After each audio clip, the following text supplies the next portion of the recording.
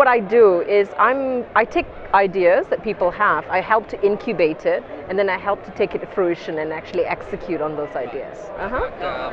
So in Green IT, what exactly you are doing? So in Green IT, what I'm doing is that there's a lot of hype right now on what is green and what's not, and what's Green ICT all about. So one of the things that I do is I think that's a very good trend that the industry needs to be taken. In fact, it's not just because you want to be a good environmentalist or help the planet, but because it also happens to make really good business sense. But in the process of which is a lot of greenwashing that goes on. Everyone goes, I'm green, I'm green, I'm green.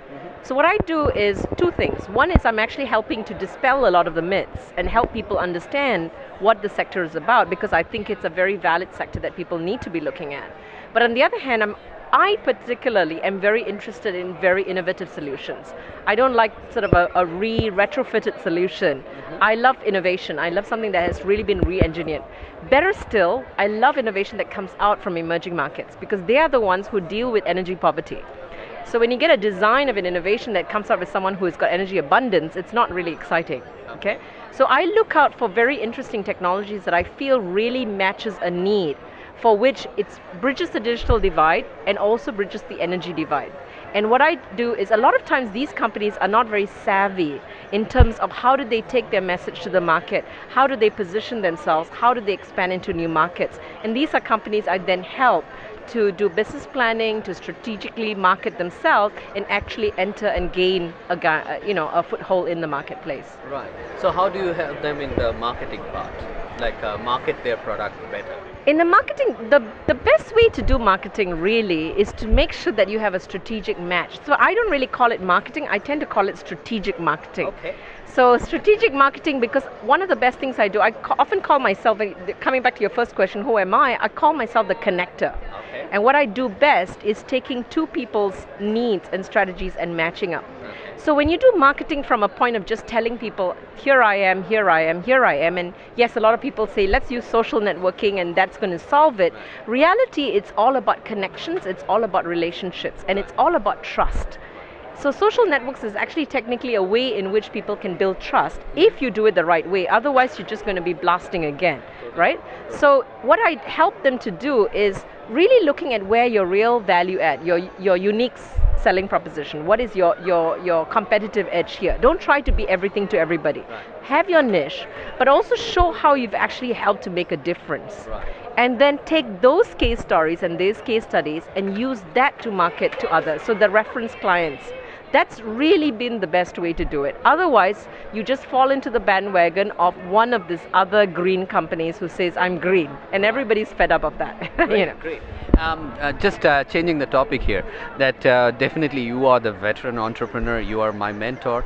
And saying that, so what your suggestions, if I say that top 5 things you want to tell to entrepreneurs today, that they pitfalls they should avoid, things they should do. I mean, things what you feel that you should have known that time. So what will be that? Okay, you don't have to say yeah, just go okay, and- first thing I'll say is know yourself. You know, if you're not an entrepreneur, don't try to be an entrepreneur. Okay, so fundamentally one of the things I think is, are you an innovator? Like, I know that for the reason I'm an entrepreneur is because I love creation. Right. And I love the concept of being able to come up with an idea and actually seeing it created. That gives me thrill, okay? So if you're someone who tends to be a follower, you like somebody else to decide for you, you're not a risk taker, then don't push yourself. So one of the things I would say is maybe go take a Myers-Briggs test or something, okay? Figure out yourself. Find out yourself first before you jump into this, because it's not an easy task. It's going to be a lot of work. But if you realize that you love seeing things that you've devised come to fruition, then go for it, because that's the best thing to do. Okay? Secondly, I think it's at the same time, very important to know business fundamentals. So like, for example, when I first started off, I didn't know business fundamentals about cash flow and all that kind of stuff. So had I known that, I think I might have done things slightly differently.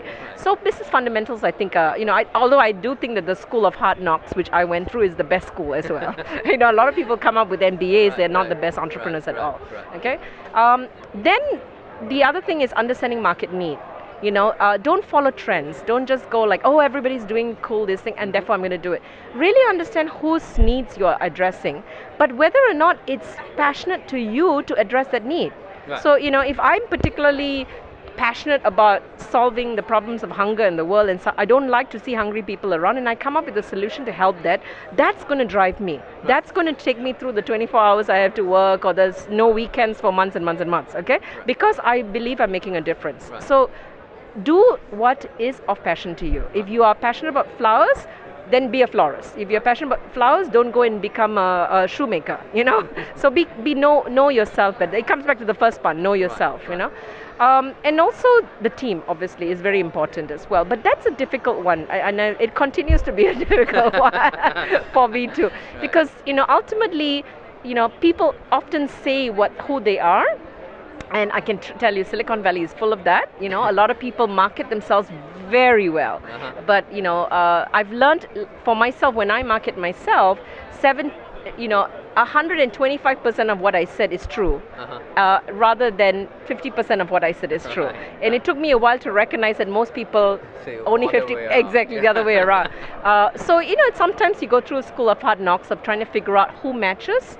But someone gave me a tip recently, which I really like a lot. And they said, just recognize that somebody else's dream may not be your dream. And if it's not, you just say it's okay. Yeah. It's okay to part your ways then.